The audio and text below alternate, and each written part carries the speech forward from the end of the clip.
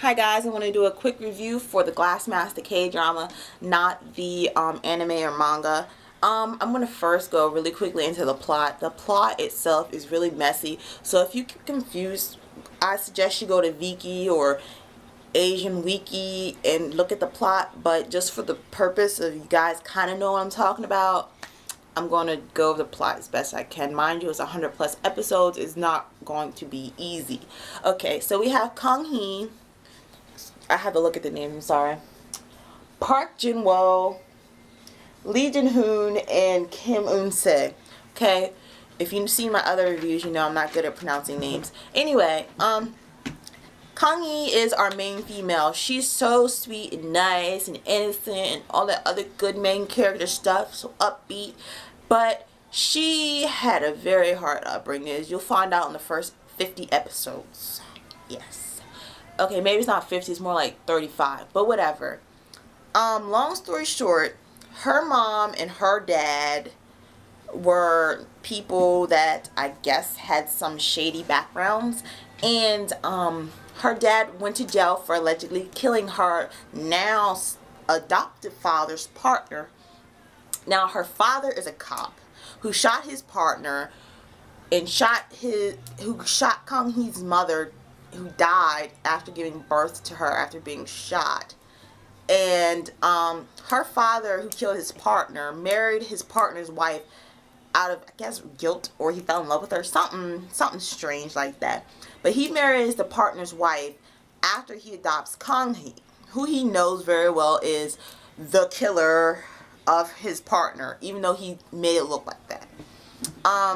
Cop and the wife of the dead partner get married, and the dad has Kang Hee, and the mom who was pregnant, the mom who marries the cop, who was the partner's wife before who died, was pregnant, but she miscarried for some reason, somehow, even though she was in labor at the time, at the hospital. I mean, it's got to be a quite suck hospital. If you're in the hospital, you're in labor, and your baby still dies. I don't know. It just sounds very unlikely. But anyway, she miscarries, baby dies, and she steals the baby and leaves. Okay? Normal stuff. Steals the baby, leaves. They meet back up. She and him raise the babies together like twins. They get married. So happy. But then mama still babies a lot. She discovers that Kang Hee is the daughter of her quote-unquote husband's killer and starts treating her like a bald-headed stepchild. The worst bald-headed stepchild I guess any mom could ever have, because she leaves this little girl in the middle of the street by herself for like 8 hours. And when daddy finds out, he goes there, and guess what he does? He does not take her to an orphanage or to a relative or to someplace she could be like relaxing. He takes her back home and tells Mama Dearest to take care of her because it's what's right, regardless of the fact that she left her in the middle of a street in a pouring down rain. And somehow the little girl, the mom's daughter, gets like appendicitis or liver kidney failure or something, and Kang Hee gives her a liver, so mom's indebted to her, and all she does is let her live there. I mean, they put her in the attic with like 2 outfits to wear. But I digress. So anyway, needless to say, Kang Hee grows up and the stolen daughter grow up, and they both fall in love with the same guy named Lee Hoon. Lee Hoon is like the second generation rich guy of a lingerie mom mogul.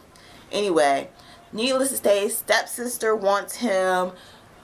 Kang Hee kind of falls in love with him, but gives up because she cares so much for her sister's feelings. Okay, so anyway, he's in love with her. You know, that whole love triangle. So needless to say, mess goes down, and they grow up, and Kang Hee runs away.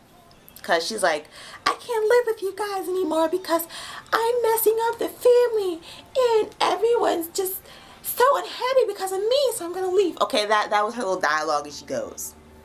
And they're all living. They don't give a turd. She's gone. Her family over here, they're just like, psh. Okay, so needless to say, Jigoon Goon, the mogul's son, he's all like, I love you and I can't forget you, and even though your sister's stalking me when I come back from the States, I still love you. So for some magical reason of love, he finds her again and they start kind of dating but not dating because the sister still loves her, and Kang Yi still like thinks that her sister needs her to protect her feelings even though her sister treats her like trash. Anyway, the sister and Ji-goon get married after some blackmailing, killing Kang Hee, you know, some normal stuff like that, couple fights. Yeah, let's backtrack. She lets Kang Hee fall off a freaking cliff into the ocean. Yeah, she really does. She's all like, save me. Well, Kang Hee's like, save me. She's all like, no, bitch. And she goes. Okay, anyway. Can I say that? Okay. Yeah, I'm just gonna leave that. And so anyway, so the stepsister thinks she's dead and she marries and they've been dating and getting married and everyone's not even mourning Kang Hee's death. Everyone's like, oh, she's gone again. She did stuff and she's dead now. So Kang Hee's not really dead, and she meets Jinwoo, who's been wronged by the mogul mom who killed his mom, who was having an affair with his dad. So him and Jinwoo are half brothers, and his mom and Jinwoo killed his mom, so now he's trying to get revenge on her. So all over here, they're evil. And then over here you got Kang Hee and Jinwoo. Yeah, Jinwoo. They're trying to get revenge on them. So that's where we're at right now in episode like 57. The bad. Everyone in this drama seems to have a bad case of the farts. The farts stand for facial articulation ridiculous translation syndrome. I mean, that's a lot of adjectives, but whatever. All of them, every single one of them, looks to the left, to the right, the lower left, the lower right, in a freaking 365 circle, at the camera, at a watch, at a glass of water, and twitches as they try to express some type of emotion. The thing I can equate it to is Twilight. I'm sorry, I know you don't put K-dramas and Twilight in the same thing, but if you imagine Bella and Edward, and they had a kid, and the kid wasn't a vampire, and it was just a really lame version of them mixed together, and all the twitching, and then that baby had another baby with Bella, or Edward, since it's a girl, it'd be Edward, and then they had a really lame baby that did the same thing. That's exactly what you would get. They twitch so much. They don't express emotions. They don't smile. They do this. I'm serious. And then their eyes do this. Okay, sorry. It's really what they do. It makes me crazy because they'll do it at the same time. So like, I'm like, what is wrong with you? Are you hungry? What are you trying to express right there? Okay, I'm just seriously, I wish I could go to Viki and look at any episode and you will see what I'm talking about. It's worse in the 50s because I guess they're supposed to be angry. It's so funny. If you look if you look at one of the screenshots, like the one they have to show the episode, Kang Hee's face is literally like this. And I'm like, whoa. Sorry, the farts. The farts are running rampant in that drama, and it stank. They making stank faces. Anyway, there's the music, which is kind of repetitive, just like the settings, because you hear the same track over and over again. And then sometimes the track bleeds over into scenes that it does not equate to. Like they had this serious scene when I guess the granddad seen the real daughter, his real granddaughter in the hospital. So they had this dun dun dun dun dun dun dun, normal K-pop, K-drama suspense thing. But then they went over to the granddaughter who was calling the granddad really nonchalantly, smiling, and it was bleeding over into it. And I was like, her calling him is not that epic, you know? So they should really fix that. Then the repetitive scenes, like I said, is 100 plus episodes. I understand they have to recycle, but they don't have to go to every room for every scene. It's choppy. Like this scene, like the do scene in scene A, go to scene B, and then go back to scene A and then scene B. And I'm like, you don't need to do that. You just go have the dude walk into the other room and call it a day. The actors and acting, I'm pretty sure it's, I don't know if it's their acting or the director, but the farts that they just let go in the drama, I just can't say their acting helps anything. If anything, it makes it worse. This isn't a jab at the subbers. I appreciate every subbing team, subbing person, timer, everything. I love y'all's. But the subbing, because it's so long, it takes a while for it to catch up. Even though I'm pretty sure it started when it started. But right now it's like 20% on the 57th episode, and it just goes down as you go to previous episodes. So yeah, subbing, if you don't understand Korean and you don't have the stomach to watch it dry like I do, just don't. You'll torture yourself in the end. The good.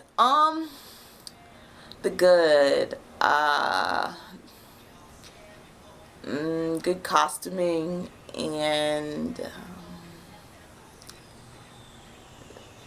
the drama comes on 4 days a week. Yeah, that's the good. Overall, a big 2 out of 5. I mean, this is really long, but the drama's still going on, and I've only covered about, I could say I covered 50% of the plot with minimal details, you know. It's really painful, and I personally fast forward through 85% of it because I'm watching it without subs most of the time. And most of the time, if I don't understand what the friggin' dialogue and serious music is about, and they're just farting back at each other, you know, like actors, like Jiyeon's farting at like Jihoon, like I don't care, and the farting really gets on my nerves after a while, so I just go. Also, it has potential, but the drama itself has a really slow storyline. Like one time in the most previous episode, Kang Hee goes to a restaurant at the very end and faces her father who thinks she's dead. And that was at the end of the episode, but that was the whole point, was for them to come to this head at the restaurant. But before that, for some reason, they felt it necessary to show her at work and show her talking to her daughter and show her sister getting arrested and then getting released, so there was no reason for her arrest. And then show, I don't even know, it's like they were sitting in the office talking about clothes. I was like, why? And it's an hour long, and I'm like, why? The whole point was you to go to a restaurant. Shut up and go eat. Or don't. Something. Just don't sit there and talk about lingerie that looks like granny panties in the background. Okay, sorry. That's another thing. They're a lingerie brand where they work, but if you look at it in the background, it looks like embroidered granny panties. I'm sorry. I digress. So overall, if you can sit there through the stinking farts that's going on, the repetitive music and scenes, I mean, go for it. If you don't have the patience or the ability to fast forward and understand what just happened, like for the whole half an hour you fast forward it through, like I can because I do it a lot, don't watch this. It's more like a filler until I find something else to watch, because at this point, only dramas I can watch are on the weekend, and the weekend is really, really far away. And that's only 2 episodes, and I watch them on the weekend. So I got a whole week to watch nothing but Glass Mask. And on Friday, I just suffer. So if you can suggest some dramas for me to wean me off the badness of Glass Mask, do so, and I will be forever grateful. I mean, I'm watching. See ya.